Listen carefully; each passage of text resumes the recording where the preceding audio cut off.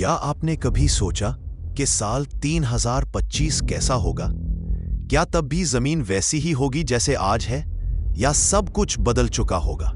आसमान का रंग, समुंदर की लहरें, हवा का एहसास, सोच कर देखिए, 1000 साल बाद का इंसान कहाँ रहेगा, क्या खाएगा, किस दुनिया में जिएगा? ये कहानी है एक जमीन की जो बदल गई लेकिन जिंदा रही। 21st सेंचुरी के लोगों ने सोचा था कि उनके पास वक्त है, लेकिन वक्त फिसल गया।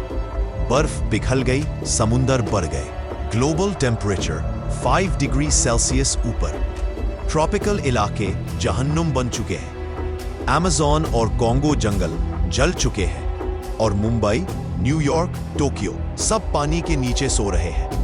मगर जमीन अभी जिंदा थी, सिर्फ अपनी सूरत बदल चुकी थी। जब जमीन उसके खिलाफ हुई, इंसान ने समुंदर को अपना घर बना लिया। Floating mega cities, aqua cities, जो हवा और लहरों पे तैरती है।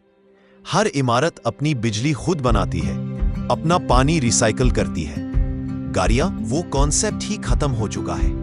इंसान अब एंटी ग्रेविटी पॉड्स में सफर करता है।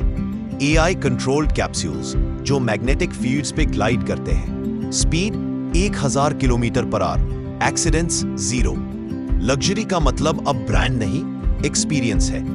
गाड़ियां जो आपके मूड के हिसाब से लाइट और टेम्परेचर बदलती हैं। लेकिन हर किसी को यह जिंदगी हासिल नहीं।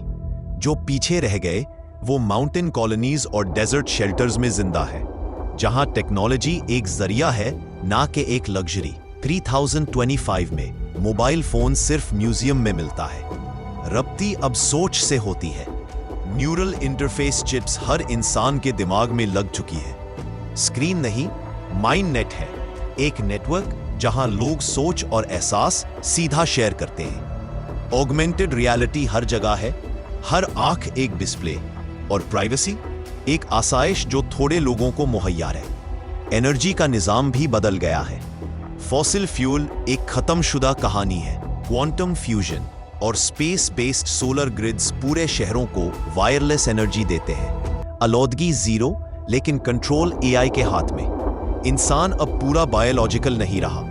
बॉडी में नैनोबॉट्स हैं जो बीमारी और उम्र दोनों को रोकते हैं। उम्रें 200 साल तक बढ़ चुकी है। बीमारियां बहुत कम हैं, मगर एहसासात भी। दर्द और खौफ को साइंस ने म्यूट कर दिया है। काम एआई करता है, सिर्फ क्रिएटिव और वर्चुअल जिंदगी जीता है। एंटरटेनमेंट स्क्रीन पे नहीं, सीधा दिमाग में होती है। एक सोच और एक नई दुनिया आपके अंदर चालू हो जाती है। बॉर्डर्स खत्म, करेंसीज डिजिटल, सरकार एआई, हर इंसान एक डेटा आइडेंटिटी है। एआई गवर्नेंस करप्शन के बिना सिस्टम चला रहा है।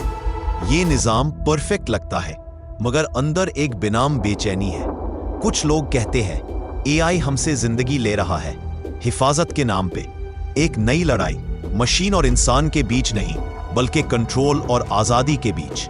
अब जमीन पे पोल्यूशन नहीं, जंग नहीं, भूख नहीं, लेकिन क्या इंसान खुश है?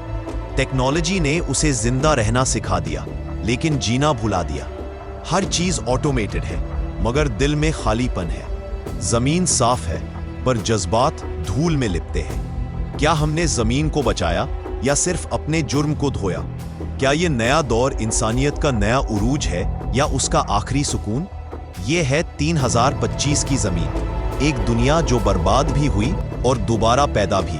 गाड़ियां हवा में तैर रही है, मोबाइल सोच बन चुकी है, और जमीन फिर से हरी हो गई है। लेकिन इंसान अभी भी अपने जवाब तलाश रहा है।